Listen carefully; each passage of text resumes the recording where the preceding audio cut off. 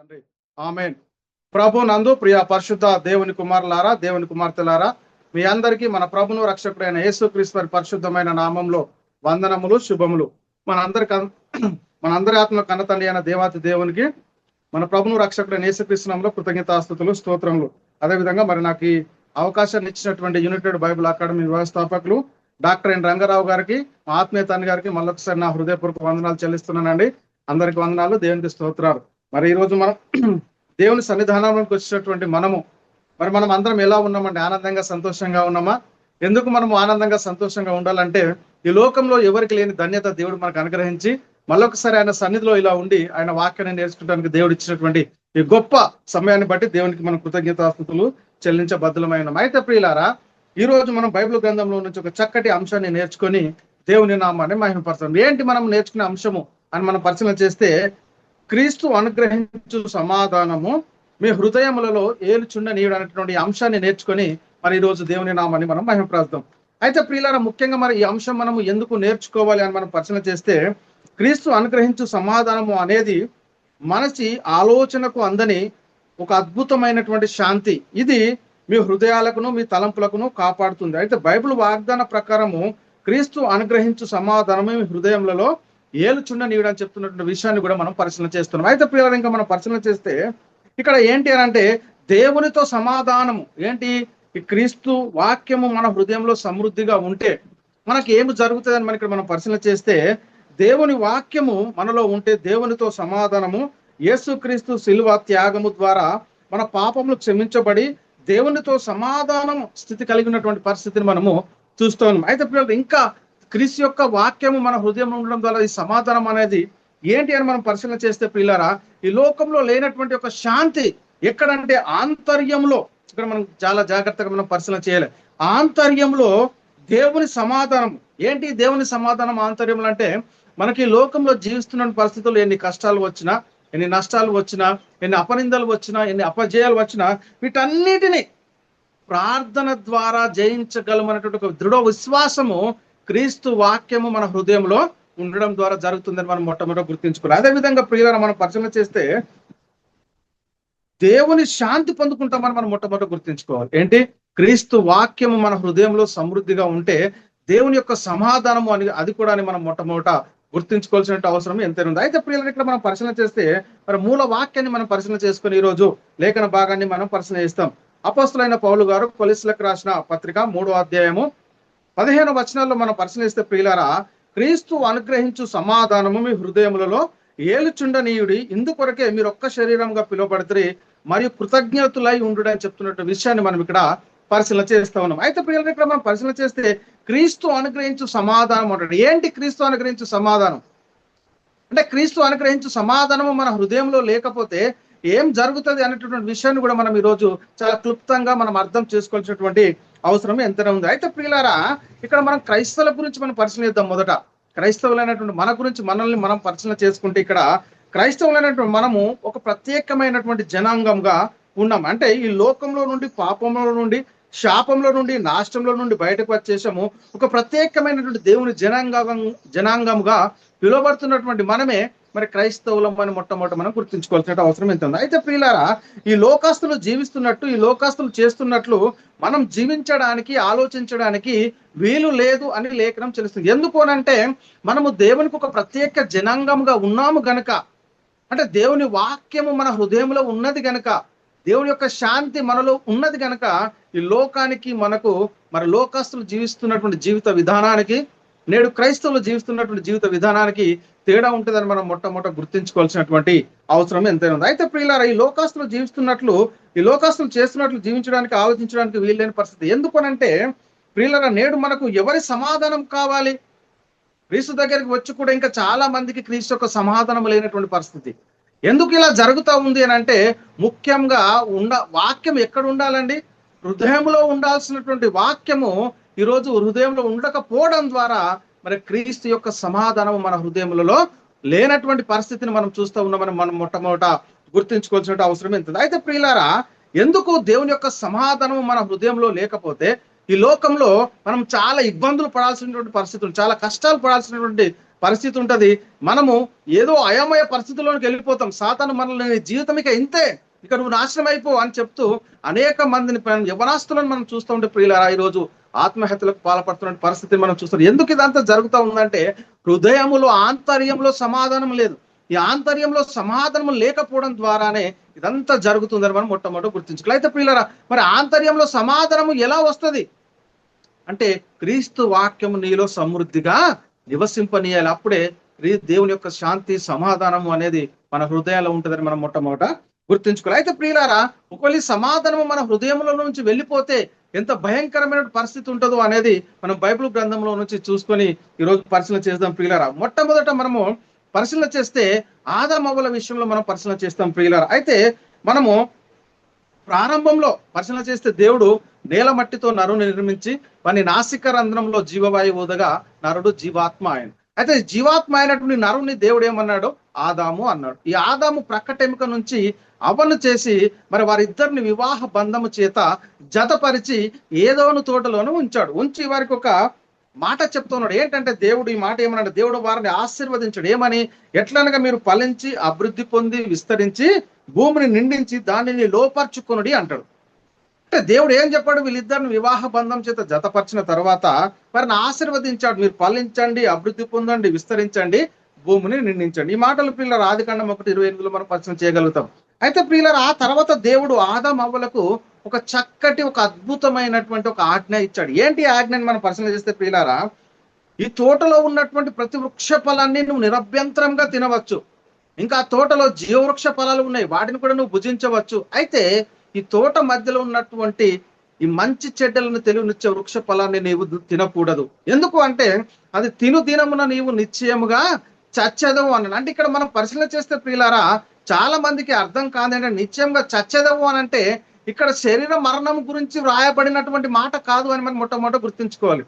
దేని గురించి చెప్తా అంటే ఇది ఆత్మ సంబంధమైనటువంటి మరణం. అంటే దేవునికి మనకు ఎడబాటు, దేవుని యొక్క శాంతి మన హృదయంలో లేకపోవటము, అపవాది ఉచ్చులో పడిపోయేటటువంటి పరిస్థితిని మనం మొట్టమొదట గుర్తించుకోవాల్సిన అవసరం ఎంతైనా. అయితే ప్రియులారా, ఎప్పుడైతే వాటిని తింటారో వారి పరిస్థితి ఏమైపోతుంది అంటే ఇక దేవునికి వారికి సమాధాన స్థితి, దేవుని కుమారత్వము, దేవుని ఇంటి వారికి ఉండేటటువంటి పరిస్థితి ఉండదు అని మనం మొట్టమొదట గుర్తించుకోవాల్సిన అవసరం ఉంది. అయితే ప్రియులారా, దేవుని ఆజ్ఞ వారి హృదయంలో ఉన్నంత వరకు వాళ్ళు ఎలా ఉంటారని మనం పరిశీలన చేస్తే ప్రియులారా, పరిశుద్ధులుగా ఉంటారు, దేవుని కుమారులుగా ఉంటారు, నీతిమంతులుగా ఉంటారు, దేవునితో సమాధానం కలిగి ఉంటారు, దేవునితో సహవాసం కలిగి ఉంటారు, పరలోక పౌరసత్వాన్ని కలిగి ఉంటారు. ఇవన్నీ మనము కూడా కలిగి ఉండాలంటే మనలో కూడా క్రీస్తు వాక్యము సమృద్ధిగా ఏలాలి, మన హృదయంలో క్రీస్తు వాక్యం సమృద్ధిగా ఉండాలి అని మనం మొట్టమొదట గుర్తించుకోవాల్సినటువంటి అవసరం ఎంత ఉంది. అయితే ప్రియులారా, ఇక్కడ మనం పరిశీలన చేస్తే మరి ఇంత మహోన్నతమైన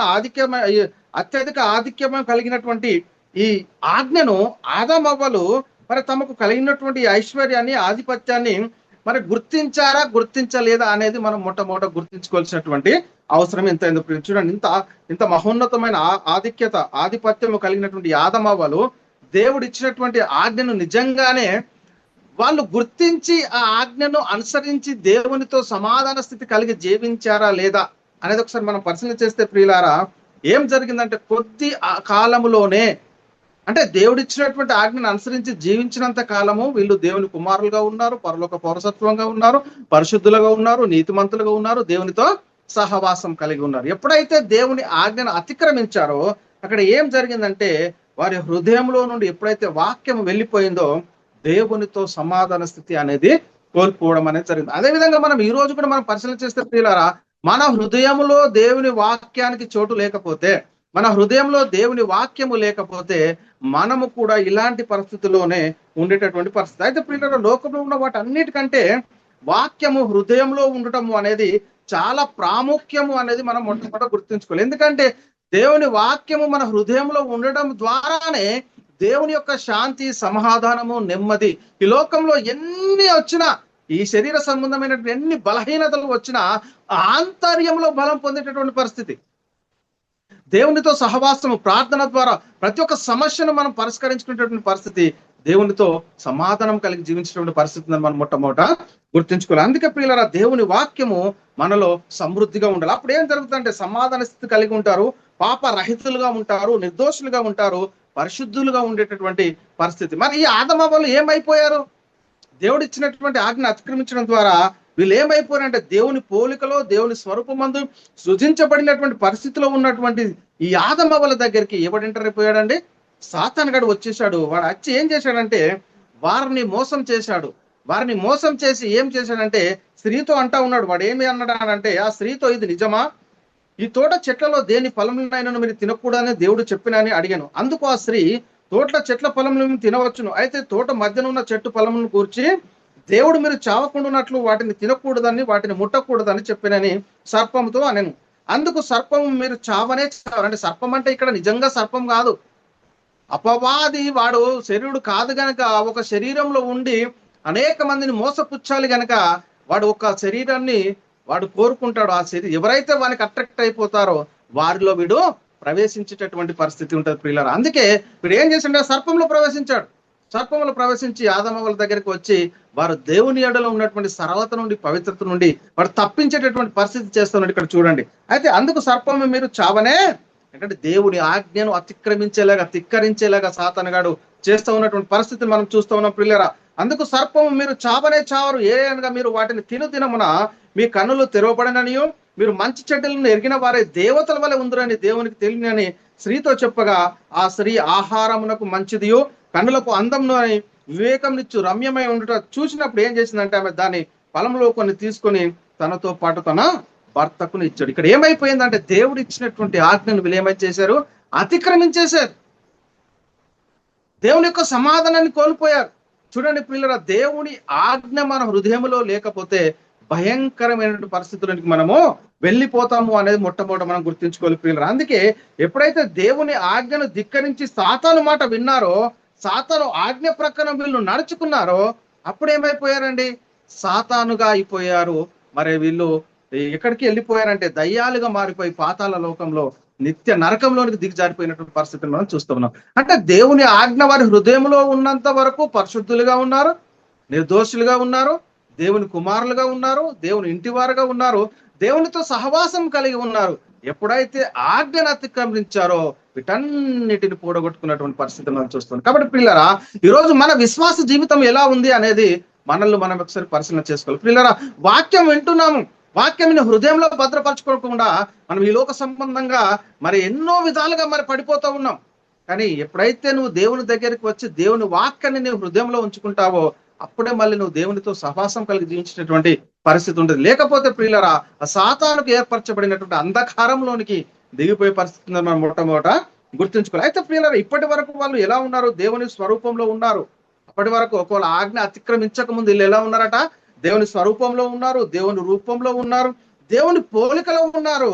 అలాంటి వారిని, అంటే రూపము పోలిక అంటే బాహ్య రూపం కాదండి, ఆంతర్య రూపాన్ని గురించి, పరిస్థితి మహిమ గురించి చెప్తూ ఉన్నటువంటి మాటలు అని మనం మొట్టమొదటి గుర్తుంచుకోవాలి. కాబట్టి ప్రియులరా, అలాంటి వారిని సాతాను ఏం చేశాడంటే దేవుని కుమారులుగా ఉన్నటువంటి వాళ్ళని, రాజులుగా ఉన్నటువంటి వారిని, అధికారులుగా ఉన్నటువంటి వీరిని ఏం చేశాడు? ఒక నౌకరు లాగా చేసి పారేశాడు. ఏమండి, దేవతలు అంటే గొప్పనా, దేవుని కుమారులు అంటే గొప్పనా? చెప్పండి. వారసులు గొప్పనా, సేవకులు గొప్పనా అనేది కొంచెమైనా వారు ఆలోచించకుండా చూడండి పిల్లలు ఏం చేశారంటే దేవుని యొక్క ఆజ్ఞను వీళ్ళు అతిక్రమించారు. తర్వాత దేవుని సమాధానం కోల్పోయారండి వీళ్ళు. ఆజ్ఞ అతిక్రమించడం ద్వారా జరిగింది మొట్టమొదటి ఏంటంటే దేవుని యొక్క సమాధానము అనేది కోల్పోయారు. లోకం వైపు తిరిగిపోయారు. వాళ్ళు దేవునికి వ్యతిరేకంగా స్వతంత్రంగా వాళ్ళకు వాళ్ళు ఏదో గొప్ప వాళ్ళు అయిపోవాలని ఒక ఆలోచనతో దేవుని మాటనే ధిక్కరించినటువంటి పరిస్థితిని మనం ఇక్కడ చూస్తూ ఉన్నాం. కాబట్టి ప్రియులరా, దురాలోచన, దుర్బుద్ధి వాళ్ళకు కలిగింది అనేది మనం మొట్టమొదటి గుర్తుంచుకోవాలి. ఈ రోజుల్లో కూడా దేవుని యొక్క సమాధానం లేకపోతే దురాలోచన, దుర్బుద్ధి ఏ విధం చేతనైనా ఎవరినైనా కానీ నాశనం చేయాలనేటువంటి విషయము హృదయంలో సాతానుగాడు రేపుతా ఉంటాడు, పురుకొలుపుతా ఉంటాడు, సహోదరుల మీద నేరం మోపేలాగా చేస్తూ ఉన్నటువంటి పరిస్థితిని కూడా మనము ఈ రోజుల్లో చూస్తూ ఉన్నాం. కాబట్టి పిల్లలు ఒకసారి ఆలోచన చేయండి. దేవుని యొక్క సమాధానము మీ హృదయంలో లేకపోతే, దేవుని యొక్క వాక్యము మన హృదయంలో లేకపోతే ఎంత భయంకరమైన పరిస్థితి ఉంటుందో అనేది మొట్టమొదట మనల్ని మనం ఒకసారి గుర్తుంచుకోవాలి. కాబట్టి ప్రియులరా, దానికి ప్రతిఫలం ఏంటి? దేవుని యొక్క ఆజ్ఞను అతిక్రమించడం ద్వారా వీళ్ళు వీళ్ళకి కలిగినటువంటి ప్రతిఫలం ఏంటంటే దేవుని సమాధానము అనేది వీళ్ళు ఏం చేశారండి? కోల్పోయారు. కోల్పోయినటువంటి పరిస్థితులు వీళ్ళు ఏమైపోయారు? ఇక దేవుని గృహంలో లేనటువంటి పరిస్థితి, దేవుని ఇంటి వారుగా లేరు, పరిశుద్ధులుగా లేరు. కాబట్టి సాతానుకు మరి వారసులైపోయారు. అందుకే అంటాడు కదా యేసుక్రీస్తు వారు, మీరు మీ తండ్రి యగు అపవాది సంబంధులు వాని దురాశల్ని నెరవేర్చుకోరుచున్నారు. వారు ఆది నుండి నరహంతకుడే ఉండి సత్యమందు నిలిచినాడు కాడు. వాని అంత సత్యమే లేదు, వాడు అబద్ధికుడు, అబద్ధానికి జనకుడు అంటారు. కాబట్టి పిల్లరా, ఎప్పుడైతే దేవుని యొక్క సమాధానం వెళ్ళిపోయిందో వాని యొక్క క్రియలు అనేటివి వారిలో కనబడ్డట్టుగా మనం చూస్తా ఉన్నాం. కాబట్టి పిల్లరా, దేవుని కుమారత్వాన్ని కోల్పోయారు, పరలోక పౌరసత్వాన్ని కోల్పోయారు, పాపులుగా తీర్చబడినటువంటి పరిస్థితిని మనం చూస్తాం. ఈ రోజు కూడా మరి మన పరిస్థితి ఎలా ఉంది అని ఒకసారి పరిశీలన చేసుకోవాలి ప్రియుల. దేవుని కుమారత్వాన్ని కోల్పోయే వారంగా ఉన్నామా, పరలోక పౌరసత్వాన్ని కోల్పోయే వారంగా ఉన్నామా, మరి పాపులుగా తీర్చబడేటువంటి పరిస్థితుల్లోనికి వచ్చామా? ఏం లేదంటే నేను బాప్తిసం తీసుకున్నానండి, సరిపోయిందండి, ఇక నా ఇష్టానుసారమైన జీవితం జీవించి మళ్ళీ వారం రాగానే నేను పాపం ఒప్పుకుంటానంటే నడుస్తుందా? ఒకేసారి నీ పాపములు క్షమించబడిన తర్వాత మళ్ళీ నువ్వు పాపం చేస్తే భ్రష్టత్వంలోనికి వెళ్ళేటటువంటి పరిస్థితి ఉందని లేఖనం చాలా స్పష్టంగా సెలవుస్తుంది. కాబట్టి ఒకసారి చాలా జాగ్రత్తగా దేవుని యొక్క వాక్యాన్ని భయముతో మనము వినాల్సినటువంటి పరిస్థితి, దాన్ని అనుసరించి జీవించాల్సినటువంటి పరిస్థితిని మనం మొట్టమొదటి గుర్తుంచుకోవాలి. ప్రియులారా, మనం ఈ లోకంలో ఉన్న వారిని అడిగితే మేము సమాధానంగా ఉన్నాము అంటాం. ఎవరు? ఈ లోకస్తులు. అంటే మనకున్నటువంటి సమాధానం ఏంటి, లోకస్తులకు ఉన్నటువంటి సమాధానం ఏంటి? మనకున్న సమాధానం ద్వారా మనం ఎలాంటి కార్యాలు జరిగించగలము?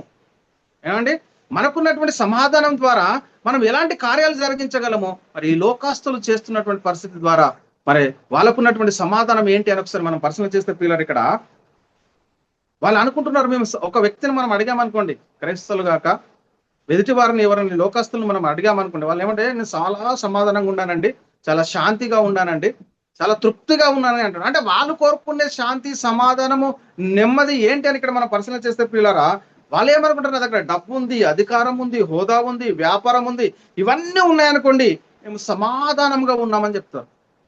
అంటే వారికి అదే సమాధానం అనుకుంటున్నారు. అయితే ప్రియులారా, ఇవన్నీ కూడా దేనికి సంబంధించినవి? ఇది మనం అర్థం చేసుకోవాలి. ఇవన్నీ కూడా దేనికి సంబంధించినవి అంటే శరీరానికి సంబంధించినవి. ఇవన్నీ కూడా మనకు ఎప్పటి వరకు ఉంటాయంటే మనము బొందలగడ్డకు వెళ్ళేంత వరకే మనతో వస్తాయి. ఆ తర్వాత నీ జీవితం ఏంటి? నువ్వు అనుకుంటున్నావు ఈ 70-80 సంవత్సరాలు బ్రతికేటటువంటి ఈ శరీరం కోసం ఇంత తపన పడితే, మరి మరణం లేని, అంతం లేని, నాశనం లేని, ముగింపు లేని నువ్వైనటువంటి ఆత్మ కోసం ఇంకెంత తపన పడతా ఉన్నావు అనేది మొట్టమొదట గుర్తుంచుకోవాల్సినటువంటి అవసరం. ఈ 80-90 సంవత్సరాలు బ్రతికేంత ఈ శరీరం కోసమే ఎంతో కష్టపడతా ఉంటే, మరి అనునిత్యం జీవించేటటువంటి ఆత్మ కోసం నువ్వు ఎంత కష్టపడుతున్నావు అనేది మొట్టమొదటి మనం గుర్తుంచుకోవాల్సినటువంటి అవసరం ఎంతైనా ప్రియులారా. కానీ మనతో రావు ఇవన్నీ. లోక సంబంధంగా మనం ఎన్ని సంపాదించినా, మనకి ఎన్నున్నా, ఇవన్నీ ఎక్కడి వరకు అంటే కొద్ది వరకే వస్తాయి, ఆ బొందలగడ్డ వరకే. ఆ తర్వాత నువ్వు చనిపోయిన తర్వాత నీ మీద ఒంటి నూలు పోవు కూడా ఉండేటటువంటి పరిస్థితి లేదని మనం మొట్టమొదటి గుర్తించుకోవాలి. కాబట్టి ప్రియులారా, ఈ శరీరం ఎక్కడి నుండి తీయబడింది, ఎందుకు మనతో రావు అని మనం పరిశీలన చేస్తే, ఈ శరీరం ఎక్కడి నుండి తీయబడిందంటే మట్టి నుంచి తీయబడింది, నేల నుంచి తీయబడింది. దేవుడు ఏమంటాడు, నువ్వు మన్నే గనక తిరిగి మన్న అయిపోదు అన్నాడు. అదేనా? ఆదికాండం 3:19 నువ్వు నేలకు తిరిగి చేరు వరకు నీ ముఖపు చెమట కార్చి ఆహారం తిందువు, ఏలయనగా నేల నుండి నువ్వు తీయబడితే నువ్వు మన్నే గనక తిరిగి మన్న అయిపోదు. అంటే ఈ మట్టిలో కలవాల్సిందే, ఇక ఇంకొక పరిస్థితి లేదు. ఇది ఎప్పటికున్నా ఈ మట్టి అనేది మట్టిలో కలవాల్సినటువంటి పరిస్థితి. కాబట్టి ప్రియులారా, మరి మనమై ఉన్నటువంటి ఆత్మ కోసం ఈ లోకములు మనం బ్రతికి ఉండగా, ఈ శరీరంలో ఉండగా ఎంత కష్టపడుతున్నాము, దేవుని వాక్యాన్ని మనము ఎంత మటుకు గుర్తించగలుగుతా ఉన్నాము, వస్తున్నామా, పోతున్నామా, వింటున్నామా, వెళుతున్నామా అనే ఒక ఆలోచన ఉంది తప్ప, మరి దేవుని యొక్క సమాధానాన్ని ఎంత వరకు మనము కలిగి ఉన్నాము అనేది మొట్టమొదటి గుర్తించుకోవాల్సినటువంటి అవసరం ఎంతైనా ఉంది. అయితే ప్రియులారా, ఇక్కడ మనం పరిశీలన చేస్తే ప్రసంగి చాలా అద్భుతమైనటువంటి మాట చెప్తా ఉంటున్నట్టు. ఏమంటున్నట్టు ఇక్కడ ప్రసంగి గారు అంటే, ఏమనంటే మన్నైనది వెనుకటి వాళ్ళే మరలా భూమికి చేరును అంటాడు. ఏంటంట? మన్నైనది వెనుకటి వాళ్ళే మరలా భూమికి చేరును, ఆత్మ దాన్ని దయచేసిన దేవుని యొద్దకు మరలా. ఒకవేళ దేవునిలో నుండి వచ్చినటువంటి, అందుకే ముందు మనం మొదటనే గ్రహించాము, దేవుడు నేల మట్టితో నరుని నిర్మించి వాని నాసికా రంధ్రంలో జీవవాయువు ఉదగా నరుడు జీవాత్మ ఆయన. అంటే ఈ మట్టి ఏమో ఈ లోక సంబంధమైనది, ఆత్మనేమో దేవునిలో నుండి విడిపోయినటువంటిది. మరి ఈ ఆత్మ తిరిగి దేవుని సన్నిధికి వెళ్ళాలి అని అంటే, మరి ఈ లోకంలో మనకు ఉండాల్సింది ఏంటి అంటే దేవుని యొక్క దయ, ఆయన యొక్క ప్రేమ, అదంతా మనలో ఇమిడి ఉండాలి. ముఖ్యంగా ఆయన యొక్క వాక్యం హృదయంలో భద్రపరిచి ఉండాలని మనం గుర్తించుకోవాల్సిన అవసరం ఎంతైనా ఉంది. ఎప్పుడైతే వాక్యంలో వెళ్ళిపోతుందో, ఎప్పుడైతే మనలో వాక్యం ఉండదో, ఇక మనం పడిపోయినట్టే. కానీ మనం మొట్టమొదట గుర్తించుకోవాలి. నువ్వు బాప్తిసం తీసుకున్న తర్వాత పరలోకానికి వెళ్తామని మనం ఎప్పటికి కూడా ఊహించకూడదు. ఎందుకు ఏమంటున్నాడంటే సొంత రక్షణనట భయముతో వణుకుతో ఎవరు కాపాడుకోవాలి ఈ రక్షణ? మనం మన వచ్చేంత వరకు, లేక యేసుక్రీస్తు రెండో రాకడ వచ్చేంత వరకు అని మనం మొట్టమొదట గుర్తించుకోవాల్సినటువంటి అవసరం ఉంది. కాబట్టి ప్రియులారా, దేవుని యొక్క ఆజ్ఞ అనుసరించి జీవించిన వారు చనిపోతే ఎక్కడికి వెళ్తారు? క్రీస్తులో ఉండి మరి దేవుని యొక్క ఆజ్ఞను అనుసరించి దేవుని చిత్తానుసారంగా నడుచుకున్నటువంటి వారు చనిపోతే పరదేశులో నెమ్మది పొందుతూ ఉంటారు. నీతిమంతులు నెమ్మది పొందే స్థలం ఏంటి అంటే పరదేశు అని మనం మొట్టమొదట గుర్తుంచుకోవాల్సినటువంటి అవసరం ఎంత. అదే విధంగా మరి అనీతిమంతులుగా జీవిస్తే ధనవంతుడు ఎక్కడికి వెళ్ళిపోయాడండి? నిత్య పాతాళంలో అగ్ని జ్వాలలో యాతన పడుతున్నటువంటి పరిస్థితి, ఒక నీటి చుక్క కూడా దొరికినటువంటి పరిస్థితుల్లో యుగ యుగాలు కాలుతున్నటువంటి పరిస్థితిని మనం చూస్తా ఉన్నాం. కాబట్టి పిల్లలు, ఈ లోకంలో జీవించిన కాలంలోనే మనం ఎట్టున్నాము అనేది మొట్టమొదట గుర్తించుకోవాల్సినటువంటి అవసరము ఎంతైనా ఉంది ప్రియులు. ఎందుకంటే ప్రియుల, మనం ఈ లోకంలోనికి ఏమైనా తెచ్చామా?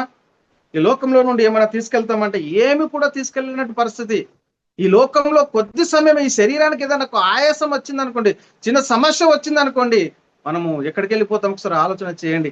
ఈ శరీరంలో అన్ని అవయవాలు దేవుడు నీకు సక్రమంగా ఉంచాడు అని అంటే అది ఒక దేవుని యొక్క కృప. ఇప్పటి వరకు దేవుడు నిన్ను శ్వాస నిశ్వాసాలతో నిన్ను ఇట్లా సజీవులుగా ఉంచాడు అంటే అది ఆయన యొక్క కృప. ఆయన కృపను మనము జ్ఞాపకం చేసుకుంటే దేవుడు ఇచ్చినటువంటి ఈ ఆయుష్కాలాన్ని, ఈ ఆరోగ్యాన్ని మనము దేనికోసం ఉపయోగిస్తున్నాము అనేది మొట్టమొదట మనం గుర్తుంచుకోవాల్సినటువంటి అవసరం ఎంతైనా ఉంది. అందుకే ప్రసంగి ఇంకొక మాట చెప్తాడండి. ఏమంటాడంటే ప్రసంగి గ్రంథం 5:15-16లో వాడు ఏ ప్రకారంగా తల్లి గర్భం నుండి వచ్చనో ఆ ప్రకారంగానే తాను వచ్చినట్లే దిగంబరిగానే మరలా పోవును. తను ప్రయాసపడి చేసుకుని దానిలో ఏదైనాను చేత పట్టుకొని నువ్వు ఎంతనన్నా చేయి, ఎంతన్నా ప్రయాసపడు, దీని నుండి కొంచెం కూడా నువ్వు పట్టుకెళ్ళేటువంటి పరిస్థితి లేదని చెప్పి 16లో అంటాడండి. అతడు వచ్చిన ప్రకారంగానే మరలా పోవును, గాలికి ప్రయాసపడి సంపాదించిన దాని వలన వానికి ఏమి లాభము అంటాడు. నువ్వు ఎంతనన్నా ప్రయాసపడి లోకంలో నువ్వు ఎంత సంపాదించినా ఏమి కూడా ప్రయోజనము లేదని మనం మొట్టమొదట గుర్తించుకోవాల్సిన. అందుకే యోగు కూడా అంటారు కండి, నేను తల్లికి గర్భం నుండి దిగంబరనే వచ్చింది, దిగంబరనే మళ్ళీ అక్కడికి వెళ్తున్నాం అంటారు. అంటే వీళ్ళు ఏం గుర్తించగలుగుతా ఉన్నాము మనం ఈ లోకంలో అనేది మనం మొట్టమొదట గుర్తించుకోవాలి. ఎందుకు దేవుని యొక్క శాంతిని పొందలేకపోతున్నాం అంటే ఆ వాక్యము మన హృదయంలో ఏలట్లేదు. క్రీస్తు వాక్యం మనలో సమృద్ధిగా ఏలట్లేదు, క్రీస్తు వాక్యం మనలో ఉండట్లేదు. కాబట్టి ప్రియులు ఒకసారి ఆలోచన చేయండి. అందుకే ప్రియులరా, నేను అనే ఆత్మకు సమాధానం కావాలి. మొట్టమొదట మనం దేనికి సమాధానం? ఈ లోకంలో దేని ఆంతర్యంలో సమాధానం ఉందనుకోండి, నువ్వెక్కడికి వెళ్ళినా కానీ జయించగలుగుతావు. ఆంతర్యంలో సమాధానం కావాలి మొదట. అందుకే ప్రియులారా, నేను అనే ఆత్మకు సమాధానం కావాలి. అంటే దేనికంటే ఆత్మ శరీరాన్ని విడిచిపోతే ఎక్కడికి వెళ్తుందంటే ఆరని అగ్నిలో చావని ఆత్మ యుగ యుగాలు కాలేటటువంటి పరిస్థితి మనం మొట్టమొదట గుర్తుంచుకోవాలి ప్రియులారా. అందుకే ఈ ఆత్మ ఎక్కడి నుండి విడిపోయింది? ఇంతకుముందు చెప్పాను కానీ దేవునిలో నుండి విడిపోయింది. కాబట్టి ఈ ఆత్మకు చావు గాని, ముగింపు గాని, అంతము గాని, నాశనం గాని లేనటువంటి పరిస్థితి ప్రియులు. కాబట్టి యుగ యుగాలు ఇది జీవించే ఉంటది ఆత్మ అని మనం మొట్టమొదట గుర్తుంచుకోవాలి. మనము ఈ 70-80 సంవత్సరాలు, లాస్ట్ 90 సంవత్సరాలు బ్రతికేటటువంటి ఈ శరీరం కోసమే మనం ఇంత ప్రయాసపడితే మరి మరణం లేని, నాశనం లేని, అంతం లేని, ముగింపు లేని ఈ ఆత్మ కోసం మనం ఎంత కష్టపడతా ఉన్నాం అనేది మనం మొట్టమొదట గుర్తుంచుకోవాల్సినటువంటి అవసరం ఎంత. కాబట్టి ప్రియులారా, ఆయన అగ్ని తప్పించుకున్నాడు, తన హృదయాలకు సమాధానము, నెమ్మది కలుగుతుంది, మనకు ఒక ధీమ కలుగుతుంది అని మనం గుర్తుంచుకోవాలి ప్రియులారా. ఎప్పుడైనా మనము ఈ లోక సంబంధంగా ఆరని అగ్నిని మనం తప్పించుకోవాలి. ఈ ఆరని అగ్నిని మనం తప్పించుకుంటే, యుగ యుగాల నిత్య నరకంలో ఉన్నటువంటి ఈ అగ్నిని మనం తప్పించుకుంటే మన ఆత్మకు శాంతి, సమాధానము, నెమ్మది అనేది ఈ లోకంలో కలుగుతుంది ప్రియులారా. ఒకసారి ఆలోచన చేయండి. మనలో శాంతి, సమాధానం కనబడట్లేదు అని అంటే ఏముంది అని అంటే మన హృదయంలో దేవుని వాక్యము కొరవగా ఉంది అని మనం మొట్టమొదట గుర్తించుకోవాల్సిన అవసరం ఉంటుంది. అందుకే ప్రియులారా, ఎందుకు ఒకవేళ దేవుని సమాధానము, దేవుని వాక్యము మన హృదయంలో ఉంటే మన కోసం యేసుక్రీస్తు వారు ఏం చేశారంట? మనము మేలుకొని ఉన్నను, నిద్రపోవచ్చును, తనతో కూడా జీవించిన నిమిత్తము ఆయన మన కొరకు మృతి పొందాడు. ముఖ్యంగా మనకేం కావాలి ప్రియులారంటే మన ఆత్మకు సమాధానము అనేది మొట్టమొదట మనకు అవసరము అని మనం మొట్టమొదట గుర్తించుకోవాలి. కాబట్టి ప్రియులారా, అందుకే ఇంకా రోమిలకు రాసిన పత్రిక 14:8లో కూడా మనం బ్రతికి ఉన్నను ప్రభు కోసమే బ్రతుకుచున్నాము, చనిపోయినను ప్రభు కోసమే చనిపోతున్నాము. కాబట్టి మనం బ్రతికి ఉన్నను, చనిపోయినను ప్రభువారమై ఉన్నామని మనం మొట్టమొదట గుర్తుంచుకోవాలి.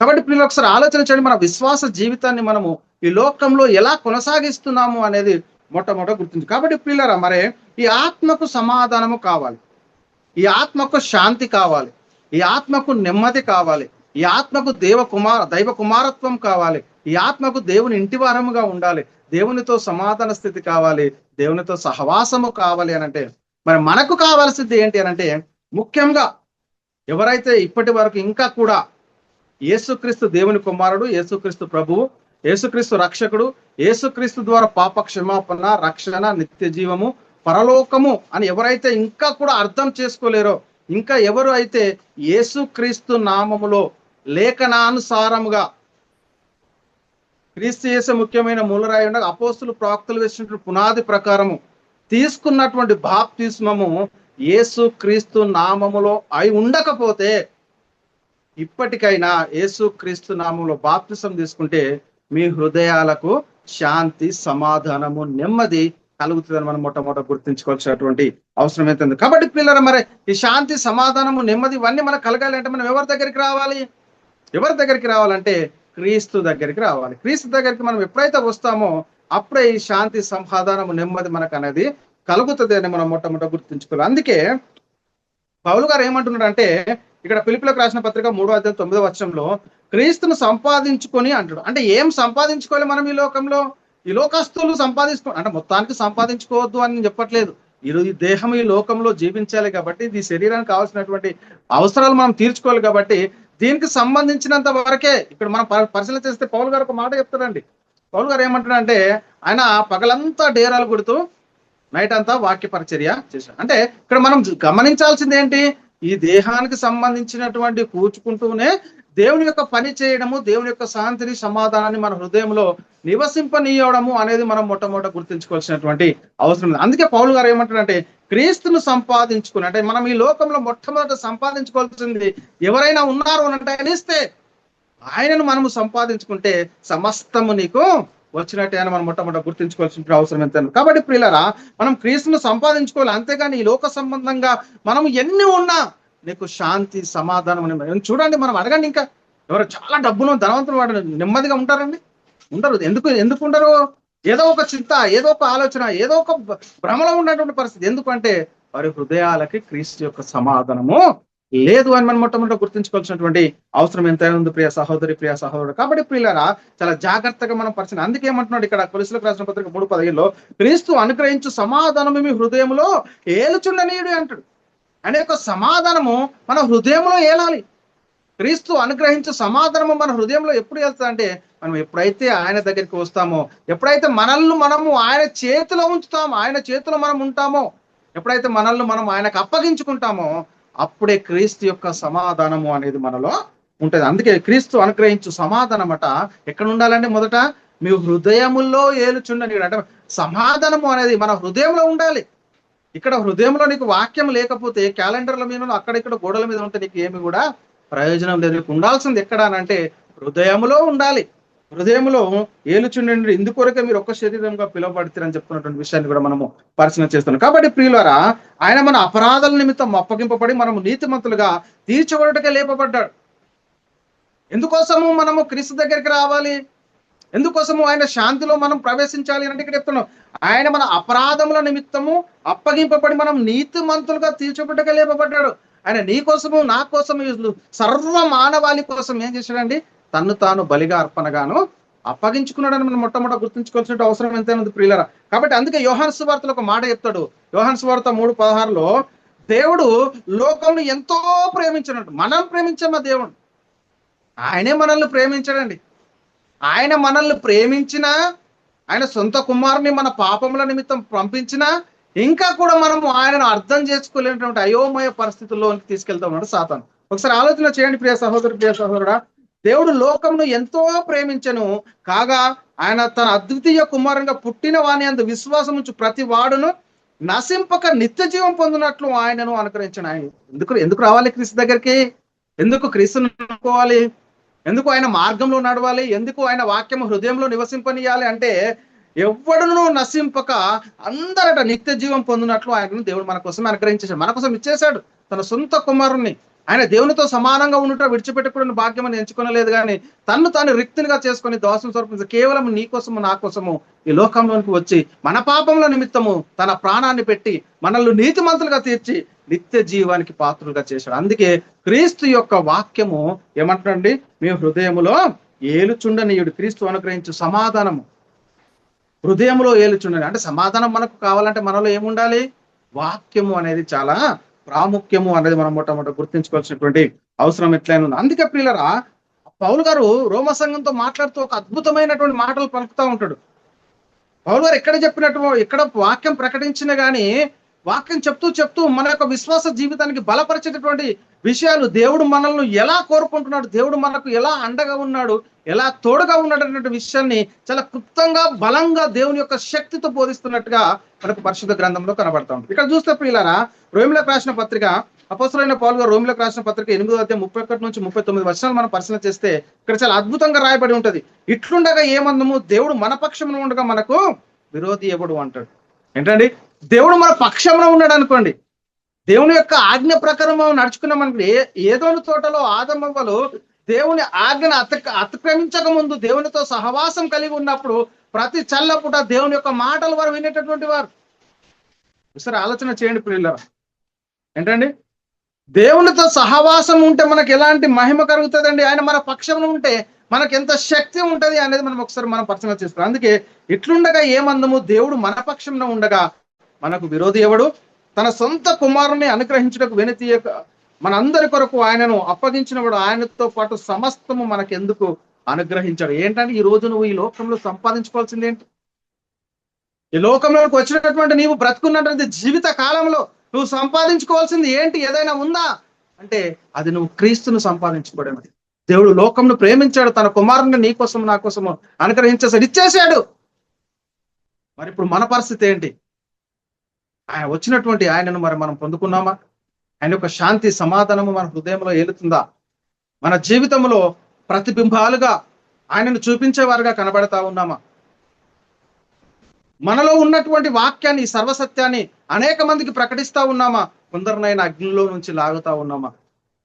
మనలో ఉన్నటువంటి వాక్యాన్ని మనలో అంతం చేస్తా ఉన్నామా? ఇతరులకు ప్రకటించి కొద్ది మందినైనా, ఒకరినైనా కనీసము మన ఈ జీవిత కాలంలో మనం చనిపోయేంత వరకు కూడా ఏ ఒక్కరినైనా ప్రభులోనికి నడిపించామా అనేది ఒకసారి మన గుండెలపైన చేయి వేసుకుని మనల్ని పరిశీలించుకోవాలి. సర్వసత్యాన్ని తెలుసుకున్నటువంటి మనము, దేవుని యొక్క వాక్యాన్ని తెలుసుకున్నటువంటి మనము, దేవుని యొక్క శక్తిని గుర్తించినటువంటి మనము మరి నశించిపోవచ్చున్న ఆత్మల యుద్ధకు నశించున్న వారికి మనం వాక్యాన్ని ప్రకటించి కొందరినైనా మరి నిత్య జీవానికి పాత్రలుగా చేసేటటువంటి పరిస్థితి ఉందా లేదా అని ఒకసారి మనల్ని మనమే పరిశీలన చేసుకుందాం ప్రియులు. అందుకే తన సొంత కుమారుని అనుగ్రహించుటకు వెనుతీయక మన అందరి కొరకు ఆయనను అప్పగించిన వాడు, ఆయనతో పాటు సమస్తం మనకెందుకు అనుగ్రహింపుడు. ఆయన ఉన్నాడు అనుకోండి, సమస్తం ఇక మనం కలిగి ఉన్నట్టే. ఏంటంటే, ఆయన మనలో ఉన్నాడు అనుకోండి, సమస్తము శాంతి. ఒకవేళ మనము ఎవరైనా చూసామనుకో, లోకంగా జబ్బు నిండా డబ్బు ఉంది, ఇంటి నిండా ఆస్తి, అన్ని బాగున్నాయి అనుకోండి, చాలా ఆనందంగా సంతోషంగా ఉంటాడు మనం జీవించేంత మట్టుకుంటే. అదేవిధంగా నీలో దేవుని వాక్యము ఉంటే, దేవుని యొక్క సమాధానం ఉంటే, దేవుని యొక్క శాంతి ఉంటే, దేవుని యొక్క నెమ్మది ఉంటే, ఆయన నీలో కనిపిస్తే నీ ముఖం ఎలా కనబడుతుందో ఒకసారి ఆలోచన చేయండి పిల్లలు. చాలా శాంతిగా, సమాధానముగా, నెమ్మదిగా, దేవుని పోలికలో, దేవుని మహిమలో ఉన్నటువంటి మనము ప్రకాశిస్తే చూడండి. దేవునితో సహవాసం చేసినటువంటి మోషే గారు కొద్ది సమయం ఆ కొండ మీద దేవునితో సహవాసం చేసి వస్తే, ఆయనతో సహవాసం చేసి వస్తే కిందికి వచ్చినప్పుడు అక్కడ ఉన్నటువంటి వారు ఆయన ముఖాన్ని చూడలేక వెరిచిరాడు, దుప్పటి కప్పుకున్నాడండి మోషే. సరే ఆలోచించండి, దేవుని యొక్క సమాధానం మనలో ఉంటే శాంతి, సమాధానము, నెమ్మది, ఈ లోకంలో మనం ఇంకా అన్ని సంపాదించుకున్నట్టే. ఆయన ఉంటే సమస్తము మన దగ్గర ఉన్నట్టే. కాబట్టి ఆయన మన పక్షమున ఉండగా మనకు విరోధి ఎవడని మనం మొట్టమొదట గుర్తుంచుకోవాలి. కాబట్టి ప్రియులారా, దేవుని చేత ఏర్పరచబడిన వారి మీద నేరం మోపువాడు ఎవడు? నీతిమంతుడుగా తీర్చువాడు దేవుడే. శిక్ష విధించేవాడు ఎవడు? చనిపోయిన క్రీస్తు చేసి. అంతేకాదు, మృతుల నుండి లేచిన వాడును, దేవుని కుడిపార్శ్వన ఉన్నవాడును, మన కొరకు విజ్ఞాపన కూడా చేయవాడు ఆయన. ఇప్పటికి కూడా ఆయన మన కోసం విజ్ఞాపన చేస్తాను. ఇప్పటికి కూడా, ఏ రోజైతే నువ్వు ఆయన దగ్గరికి వస్తావు అని ఇప్పటికి కూడా నీకోసం వేడుకుంటున్నాడు తండ్రిని. చూడండి ప్రియులు, ఇకనైనా మన హృదయాలు ఆయన తట్టు తిప్పాలి అని దేవుని కోరుకుంటున్నాడు ప్రియులరా. మన విశ్వాస జీవితానికి తగ్గ ఫలము అదే. ఒక వ్యక్తి చదువుకుంటున్నాడు, చదువులో ఉత్తీర్ణ సాధించకపోతే ఏమి ప్రయోజనం అండి? మనం దేవుని దగ్గరికి వచ్చి కూడా దేవుని యొక్క కార్యాలు మనలో కనబడకపోతే, దేవుని యొక్క క్రియలు మనం కనపరచకపోతే, అనేక మందికి వాక్యాన్ని ప్రకటించకపోతే, కొద్ది మందినైనా నిత్య జీవానికి మనం నడిపించకపోతే మనలో ఏమి కూడా లేనట్టే ప్రియులు. ఒకసారి ఆలోచన చేయండి. అందుకే మృతుల నుండి లేచిన వాడును, దేవుని కుడిపార్శ్వమున ఉన్నవాడును, మన కొరకు విజ్ఞాపన కూడా చేయవాడును ఆయన అంటాడు. అందుకే ప్రియులారు, ఎప్పుడైతే దేవుని వాక్యము మనలో ఉంటుందో, అదే చెప్తున్నానండి, దేవుని వాక్యం మన హృదయంలో ఉంటే, ఆయన యొక్క శాంతి మనలో ఉంటే, ఆయన యొక్క సమాధానము మనలో ఉంటే, ఈ లోకంలో మనల్ని దేని నుండి కూడా ఎవరు కూడా వేరు చేయలేరు. దేవుని యుద్ధ నుండి మనల్ని వేరు చేసేవారు ఎవరు కూడా లేరు. ఎందుకు అనంటే, క్రీస్తు ప్రేమ నుండి మనల్ని ఎడబాపు వాడు ఎవడు? శ్రమ అయినను, ఏంటండి, క్రీస్తు మనలో ఉంటే ఈ లోక సంబంధంగా శ్రమ అయినను, బాధ అయినను, హింస అయినను, కరువైనను, వస్త్రహీనత అయినను, ఉపద్రవమైనను, ఖడ్గమైనను మనలను ఎడబాపు. అంటే క్రీస్తు ప్రేమ నుండి మనల్ని ఏది ఎడబాపుతో చెప్పండి? అంటే ప్రేమ మనలో అనుకోనండి. ఇది చంపేవారు దేన్ని చంపుతారు? దేహాన్ని, కానీ ఆత్మను కాదు. ఒకసారి ఆలోచన చేయండి. మన దేహంలో ఉన్నటువంటి, మన అంతర్యంలో ఉన్నటువంటి స్వభావం, దేవుని యొక్క ఆత్మ మనలో ఉండాలి పిల్లలు. ఆయన యొక్క వాక్యము మనలో ఉండాలి. ఆయన యొక్క శాంతి, సమాధానం, నెమ్మది ఇదంతా మనలో రావాలి అని అంటే ఆయన వాక్యము అనేది మన హృదయంలో ఏలుచుండని మొట్టమొదటి మనం గుర్తించుకోవాలి పిల్లగా. ఇందుని గురించి రాయబడినది ఏమనగా, నిన్ను బట్టి దినమెల్లా మేము వధింపబడిన వారము, వధకు సిద్ధమైన గొర్రెలమని మేము ఎంచబడిన వారం. పౌలు గారు చెప్తా ఉన్నాడు, సంఘంతో చెప్తున్నాడు. ఏమంటున్నాడు? దేవుని కోసం మేము ఎలా ఉన్నామంటున్నాడండి ఇక్కడ. ఇందుని గురించి రాయబడిన నిబట్టి దినమెల్లా మేము వధింపబడిన వారం, వధకు సిద్ధమైన గొర్రెలు మేము ఎంచబడిన వారము, ఆయనను మనల్ని ప్రేమించిన వాని ద్వారా మనం అన్నిటిలో అత్యధిక విజయం పొందుచున్నాం. ఆయన ఉన్నాడు అనుకోండి, మనలో ప్రతి విషయంలో శాంతి, సమాధానం, విజయము అనేది మనదే అవుతుంది. మనం బైబిల్ గ్రంథంలో చాలా చూస్తూ ఉంటాం. దేవుడు ఎవరి పక్షంగా ఉంటే విజయము వారిది అని మనం మొట్టమొదటి గుర్తుంచుకోవాలి. కాబట్టి దేవుడు మన పక్షంగా ఉండాలి, దేవుడు మనతో ఉండాలి అంటే దేవుని వాక్యము మనలో ఉండాలి అని మనం మొట్టమొదటి గుర్తించు. కాబట్టి పిల్లరా, ఇంకేమంటాడు? మరణమైనను, జీవమైనను, దేవదూతలైనను, దాసులైనను, ఉన్నవైనను, రాబోవైనను, అధికారులైనను, ఎత్తైనను, లోతైనను, సృష్టింపబడిన మరి ఏదైనను మన ప్రభు అయిన యేసుక్రీస్తునందు దేవుని ప్రేమ నుండి మనల్ని ఎడబాప నేరవని రూఢిగా నమ్ముకొనిచున్నాము. ఏది కూడా కాదండి. మరణము ఈ దేహంలో ఉన్నంత మట్టుకే, ఈ దేహాన్ని విడిచిన వెంటనే మళ్ళీ క్రీస్తు వచ్చినప్పుడు ఆయనతో మనం అంటే వేడి చేస్తుందా? మరణమైన మనల్ని క్రీస్తు ప్రేమ నుండి మనల్ని విడదీయలేనటువంటి పరిస్థితులు ఉందని మనం మొట్టమొదటి గుర్తుంచుకోవాలి. కాబట్టి ప్రియులారా, అందుకే పౌలు గారు మళ్ళీ ఫిలిప్పీ సంఘానికి రాస్తూ చెప్తున్నాడు. ఎందుకు ఇవన్నీ చెప్పుకుంటూ మళ్ళీ ఫిలిప్పీ సంఘంతో ఒక మాట మాట్లాడుతున్నారు. ఏంటంటే, ఎల్లప్పుడూ ప్రభువును అందే ఆనందించడు. ఎందుకు? ఆయన వాక్యము నీలో ఉంది కాబట్టి, ఆయన సమాధానం నీలో ఉంది, ఆయన శాంతి నీలో ఉంది కాబట్టి అప్పుడు ఏం జరుగుతుందంటే, ఎల్లప్పుడూ ప్రభువును అందే ఆనందించుడి. మరలా చెప్పుదును ఆనందించుడి. మీ సహనము సకల జనులకు తెలియనియుడి. ప్రభు సమీపం ఉన్నాడు. దేని గురించి చింతింపకుడు గాని ప్రతి విషయంలో ప్రార్థన విజ్ఞాపముల చేత కృతజ్ఞత పూర్వకంగా మీ విన్నపములు దేవునికి తెలియజేయుడి. అప్పుడు సమస్త జ్ఞానముకు మించిన దేవుని సమాధానము యేసుక్రీస్తు వల్ల మీ హృదయములకును మీ తలంపులకును, అంటే మన హృదయాలకు తలంపులకు కావాలి ఏది అంటే క్రీస్తు వాక్యము మన హృదయంలో సమృద్ధిగా ఏల్చుండని మొట్టమొదటి గుర్తించారు. కాబట్టి ఈ లోకంలో ఆయన ఉన్నాడు అనుకోండి, ఇంకా శాంతికి కొరవలేదు. చాలా జాగ్రత్తగా మనం పరిశీలన చేసుకోవాలి. ఈ లోకస్తులు జీవిస్తున్నటువంటి జీవిత విధానానికి, నేడు క్రీస్తును సొంత రక్షకునిగా అంగీకరించినటువంటి మనము జీవిస్తున్న జీవిత విధానానికి చాలా వ్యత్యాసము ఉన్నదని మనం మొట్టమొదటి గుర్తుంచుకోవాలి. ఆయన వాక్యము మనలో ఉంటే చింత, చీకు, ఈ లోక సంబంధమైన ఎలాంటి బాధలు కూడా మనకుండే, ఉన్న దాంట్లో తృప్తి చాలు. దేవుడు మనకు ఆ రోజు దాన్ని దయచేస్తాడు. అందుకే యేసుక్రీస్తు వారు కూడా ఈ లోకంలో శరీరధారిగా ఉన్నప్పుడు చాలా మాటలు చెప్తా ఉంటాడు. ఏంటంటే, మీరు ఎందుకు చింతిస్తున్నారు? ఆకాశ పక్షులను చూడ విత్తవు పోయే ఒకటిలో కూర్చుకొని ఆయనను మీ పరలోకపు తండ్రి వాటిని పోషిస్తున్నాడు కదా, అంతకంటే మీరు బహుశ్రేష్ఠులు కారా అంటాడు. ఏమి తిందుమో, ఏమి త్రాగుదమో, ఏం ధరించుకుందామో, ఎందుకు వీటన్నిటి గురించి మీరు చింతిస్తారు? మొదట ఆయన నీతిని, ఆయన రాజ్యాన్ని వెతుకుడు ఇవన్నీ మీకు.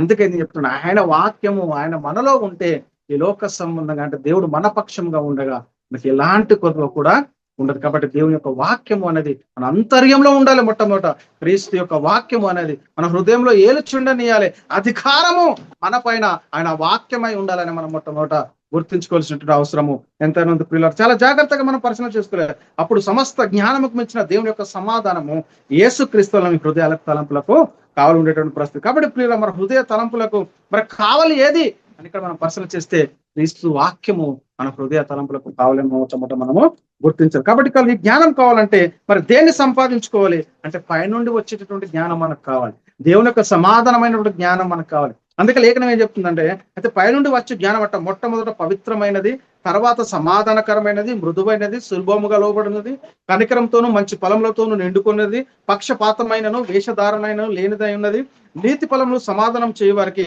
సమాధానమందు విత్తబడును అంటే. కాబట్టి అయితే పైనుండి వచ్చే జ్ఞానాన్ని మనం మొట్టమొదట పొందుకోవాలి. పవిత్రంగా ఉండాలి, సమాధానకరమైనదిగా ఉండాలి, మృదువైనదిగా ఉండాలి, సులభముగా లోబడిదిగా ఉండాలి, కనికరముతో మంచి ఫలములతో మరి నిండుకున్నదిగా ఉన్నటువంటి ఆ ప్రేమను, ఆ జ్ఞానాన్ని మనము సంపాదించుకోవాల్సిన అవసరము ఎంతైనా ఉందని లేఖనం చాలా స్పష్టంగా చెప్తుంది. అందుకే ప్రియులారా, క్రైస్తవులైనటువంటి మనకు ఏ సాధకము కావాలి?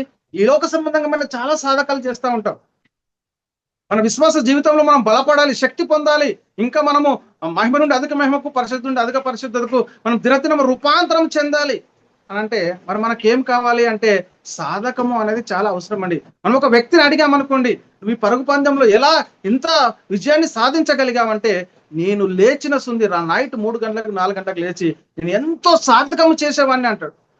అంటే ఈ సాధకం చేయడం ద్వారా ఏం జరిగింది అంటే రిజల్ట్ అనేది మనం చూడగలుగుతాం. అదేవిధంగా ప్రియులారా, మన విశ్వాస జీవితంలో సాధకము అనేది అంత అవసరము అని మనం మొట్టమొదటి గుర్తించుకోవాలి. అందుకే ఇక్కడ శరీర సంబంధమైన సాధకము కొంచెం మట్టికే ప్రయోజనకరము, కానీ దైవభక్తి, అదే చూడండి, దైవభక్తి ఇప్పటి జీవం విషయంలోను రాబో జీవం విషయంలోను వాగ్దానముతో కూడినదైనందున అది అన్ని విషయములలో ప్రయోజనకరమై ఉన్నది. దేవుని యొక్క వాగ్దానముతో కూడింది ఏది? దైవభక్తి.